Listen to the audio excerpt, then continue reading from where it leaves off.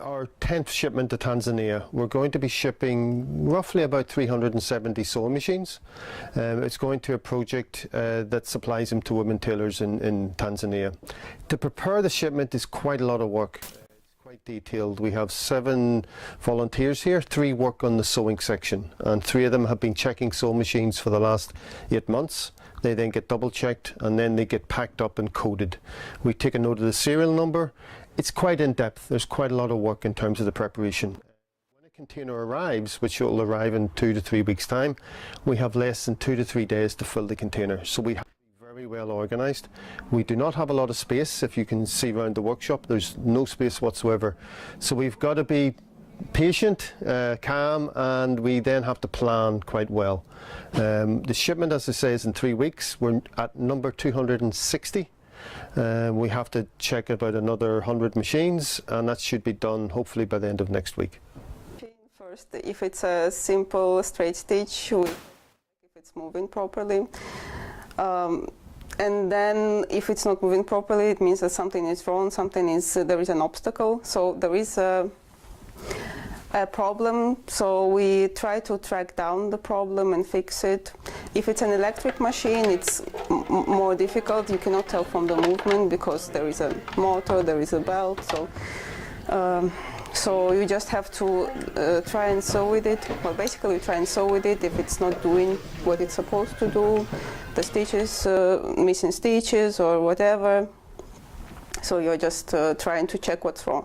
The workshop we've moved into now it means it's our workshop. Before we were renting, and it was quite expensive. It was about near enough £9,000 a year. When we pay off the rent here, it's free. The problem is that the space is quite small. It's roughly the same size as the other space, but we did have corridors and toilets and other spaces which weren't included in our building rent. So here we've got everything. It's fantastic. It's ground floor. It's really good. But we could do with maybe another 30% more space. So it is very crammed, which means that when we have a shipment, as we will in a couple of weeks' time, there's no space to work. We have to then cram tools and sewing machines into aisles, and then we block off access for a lot of things that we need to get. So once the container goes out, it means we get a little bit more space to work for a short time. The organisation has a lot of international volunteers, which is fantastic, but it is quite vulnerable to getting those volunteers each year. And that has been the way we've operated for the last 15 years. With Brexit and what's happening in another couple of years, we're not sure what's going to happen. Trying to get more local involvement has always been a key aspect of our work. The difficulty is we haven't been able to get people who want to come in and do work for very little money or no money. So it's quite problematic getting people to help locally to run an organisation. We do have local supportive volunteers or people with disabilities who come in, which is a really nice aspect of the work. And we offer placements for people to come in and do useful work. So they come in and they help us. Some of them come in and they dismantle sewing machines for spare parts. Some fix up tools that will go into little kits for mechanics, for sewing machine mechanics, that we train in the project as well. And then other people come in and then they repair treadle bases, which are the bottom section for the sewing machine that they can operate without electric. And we have a guy he's been coming in for 6 years now, and he's been fixing up treadle bases for 6 years. He does about 30 or 40 per year. I've been around the project all my life because my parents were both volunteers, so I've known the project since I was very young, and it just seemed like a logical place to go. It was just a great project that I really love. And we always need help from local people in Belfast. Local people in Belfast are very, very generous. They do help us, donating sewing machines and tools and raising money for us and volunteering. This shipment, well, our team of volunteers here are going to do the vast majority of the work. They will get the sewing machines ready and all the materials and so on. On the day of when the container arrives, we will then start to load the container, and that will take our volunteers plus hopefully others, maybe volunteers from our Downpatrick workshop, maybe from our Moorengrange Campbell Community Workshop, and possibly other volunteers as well. We also look and ask for people to come to help decorate the container, because it's a big metal box, and it's very nice if we can paint a nice scene or a graphic or an image so that it's colourful and represents the kind of spirit we are trying to work in and trying to create.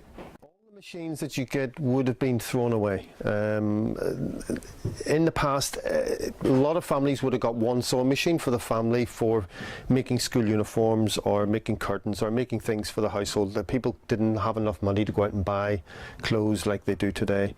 So they would have bought a sewing machine to help in terms of the family income, and then they would have got another sewing machine later on which was a bit lighter or did more fancy stitching. So a lot of the sewing machines people got in the past, it cost them about 5 years to pay off. It wasn't cheap.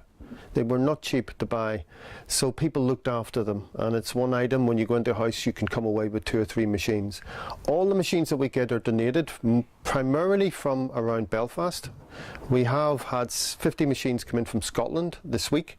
They were collected in our van, and we also get some machines from the countryside and from down south in the south of Ireland. We also get some machines coming from the council recycling depots, and we get roughly in the region of about 60 a year coming through those. At the moment we have about 2,500 sewing machines in the workshop.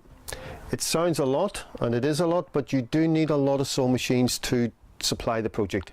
You just can't supply any machine. You have to supply a range of machines that the project need, that the tailors need, and that they will generate the income to run their project. It's really about a self-funding project. We supply the machines, we have no money, and nobody gets paid in the organisation. Like, we have one part-time education officer.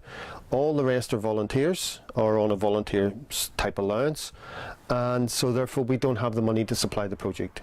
What we do is we supply the project with the means for them to run their own project.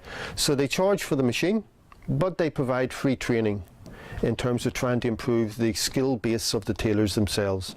And that means that they can generate more income. And after all, it's about income generation. The sewing machines need repairs, they need spare parts, they need oil, they need needles, and that requires them to generate an income for that. Partnership in Tanzania goes back to the very beginning of Tools of Solidarity. It was the first country that we had a partnership with, and in particular the area around Mwanza and around Lake Victoria is an area that we've been developing partnerships with since 2002. And we worked with an organisation there called CEDO, the Small Industries Development Organisation. And what we did was we sent out small boxes of sewing machines to tailors, and we did that for a number of years. But we realised that sending a box of sewing machines in and of itself is only doing partial help, only partial support for the tailors. They need more than just the machines, they need training and support. This we couldn't provide by just sending boxes of tools. So we had the idea of opening up a permanent workshop in Mwanza with our partners, CEDO. And this was brought about through a meeting with myself and John, who went to Tanzania in 2006 to meet with the regional manager, Damien Changa, and there we discussed how such a project could work.